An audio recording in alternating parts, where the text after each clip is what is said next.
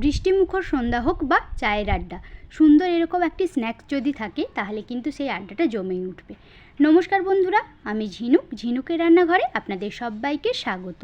আজ বাড়িতে থাকা সামান্য কিছু উপকরণ দিয়ে কিভাবে সুন্দর দেখতে এই স্ন্যাক্সটি তৈরি করে নেওয়া যায় আর খেতে হয় দুর্দান্ত, তারই একটি সহজ রেসিপি নিয়ে আমি হাজির হয়েছি। তো চলুন বন্ধুরা, দেরি না করে এই সুন্দর রেসিপিটা শুরু করা যাক। স্ন্যাক্সটা বানানোর জন্য সবার প্রথমে একটি পাত্রের মধ্যে নিয়ে নিচ্ছি 1 বাটি ময়দা। এর সাথে দিয়ে দিচ্ছি 1 চামচ লবণ, হাফ চামচ কালো জিরে, আর ময়নের জন্য দিয়ে দিচ্ছি 2 চামচ রিফাইন তেল। রিফাইন তেল দিয়ে খুব ভালো করে ময়ন দিতে হবে। ময়নটা যত ভালো হবে এটা কিন্তু খেতে খুবই টেস্টি হবে। এবারে হাত দিয়ে ডলে ডলে খুব ভালো করে এখানে তেলের সাথে ময়দাটাকে মিশিয়ে সুন্দর করে ময়ন দেব। ময়নটা দেওয়া আমার কমপ্লিট হয়ে গেছে। দেখুন, হাতের মধ্যে নিলে যদি এরকম মুঠো করে নেওয়া যাচ্ছে, আবার ছেড়ে দিলে মিলিয়ে যাচ্ছে, তাহলে ময়নটা একদমই পারফেক্ট হয়েছে। এখন অল্প অল্প করে জল দিয়ে খুব ভালো করে একটি সেমি সফট ডো বানাবো। একটু হালকা শক্ত থাকবে এই ডোটা। এইভাবে আমি অল্প অল্প জল দিয়ে খুব ভালো করে একটা ডো রেডি করব। দেখুন, এখানে ডোটা আমার রেডি করা হয়ে গেছে আর এটা একটু শক্ত পরিমাণেই হয়েছে। এখন ঢাকা দিয়ে রেস্টে দেব 10 মিনিটের জন্য। যতক্ষণ এটা রেস্টে থাকছে, আলুর পুরটা বানিয়ে নেওয়ার জন্য ওভেনের মধ্যে কড়াই বসিয়ে তাতে দিয়ে দিচ্ছি 2 চামচ সর্ষের তেল। সর্ষের তেলটা খুব ভালো করে গরম হয়ে গেলে দিয়ে দিলাম হাফ চামচ জিরে। জিরেটা ভালো করে ভাজা হয়ে গেলে একটা মিডিয়াম সাইজের পেঁয়াজকে আমি ছোট ছোট টুকরো করে রেখেছিলাম, সেই পেঁয়াজটা দিয়ে হালকা একটু ভেজে নেব। খুব বেশি লাল লাল করে ভাজার দরকার নেই, মোটামুটি কালারটা চেঞ্জ হবে সেরকম ভেজে নিলেই চলবে। দিয়ে দিচ্ছি 1 চামচ আদার বাটা। আদা বাটা দিয়ে আবারও একবার খুব ভালো করে ভেজে নিচ্ছি। কয়েক সেকেন্ড ভেজে নিলেই আদার কাঁচা গন্ধটা চলে যায়, সেরকম ভেজে নিয়ে এর সাথেই এখন আমি দিয়ে দিচ্ছি 1 চামচ কাঁচা লঙ্কা। ঝালটা অবশ্যই আপনারা নিজেদের স্বাদ অনুযায়ী বা প্রয়োজন অনুযায়ী দেবেন। যদি বাচ্চাদের জন্য বানান সেক্ষেত্রে ঝালটা অ্যাভয়েড করাই ভালো। দিয়ে দিচ্ছি বেশ কিছুটা পরিমাণে কারি পাতা। কারি পাতাটাকে আমি ছোটো টুকরো করে নিয়েছিলাম, সেটা এখানে দিয়ে দিলাম। এবারে এই সমস্ত কিছু মশলাগুলো খুব ভালো করে কষিয়ে নিতে হবে। এর সাথে এবারে কিছু মশলা আমি অ্যাড করব। বেসিক্যালি রঙের জন্য দিয়ে দিচ্ছি হাফ চামচ হলুদের গুঁড়ো আর হাফ চামচ কাশ্মীরি লাল লঙ্কার গুঁড়ো। এখানে আর তেমন কিছু মশলার ব্যবহার হচ্ছে না। এবারে সব কিছু ভালো করে কষিয়ে নিয়ে সেদ্ধ করে রাখা আলু এখানে দিয়ে দিলাম। আমি এখানে 2টো মিডিয়াম সাইজের আলুকে খুব ভালো করে সেদ্ধ করে নিয়েছিলাম আর হাত দিয়ে খুব ভালো করে মাখিয়ে নিয়েছি। এখন সেই সেদ্ধ করে রাখা আলুটা এর মধ্যে দিয়ে দিলাম। এবারে খুব ভালো করে আলুটাকে কষিয়ে নিতে হবে।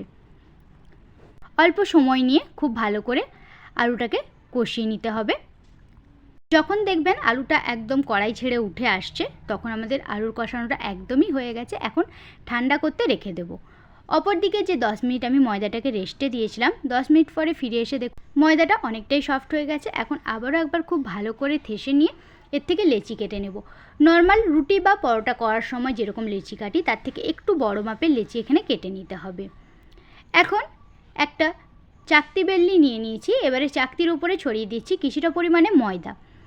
এখন যে লেচিগুলো আমি গড়ে রেখেছিলাম সেই লেচিগুলো দিয়ে যতটা সম্ভব পাতলা করে বেলে নেবেন।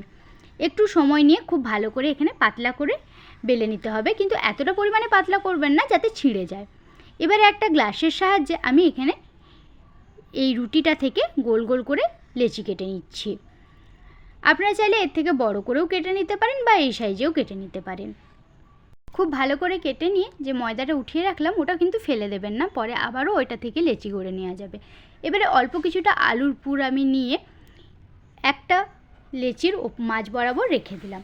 এবারে যেটার উপরে আলুর পুর দিয়েছিলাম সেটার চারিপাশে খুব ভালো করে একটু জল বুলিয়ে নিলাম।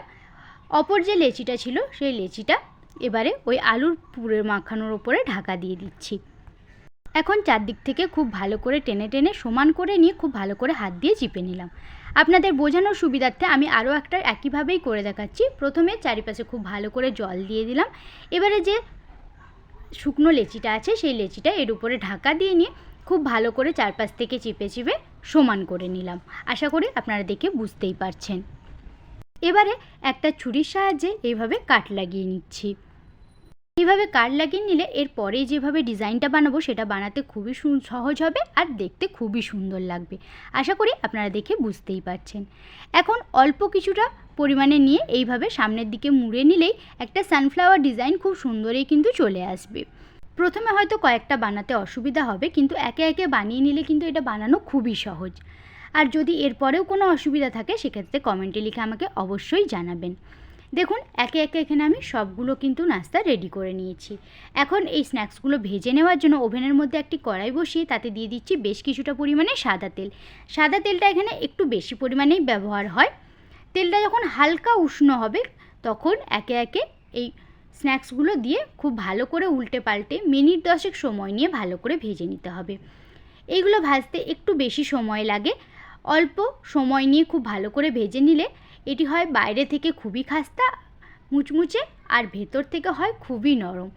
দেখতে এটা যতটাই সুন্দর হয় খেতে কিন্তু হয় তার থেকেও বেশি ভালো।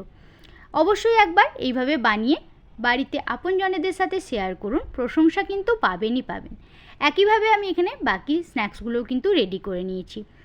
বৃষ্টির দিনে বা সন্ধেবেলা চায়ের আড্ডায় এইভাবে স্ন্যাক্স বানিয়ে পরিবেশন করুন, খেতে হবে খুবই সুন্দর আর বানাতে একদমই ঝামেলা নেই। বাড়িতে থাকা সহজ উপকরণ দিয়ে খুব সহজেই এগুলো কিন্তু বানিয়ে নিতে পারবেন। আমার আজকের এই রেসিপিটা আপনাদের কেমন লাগলো কমেন্টে লিখে আমাকে অবশ্যই জানাবেন।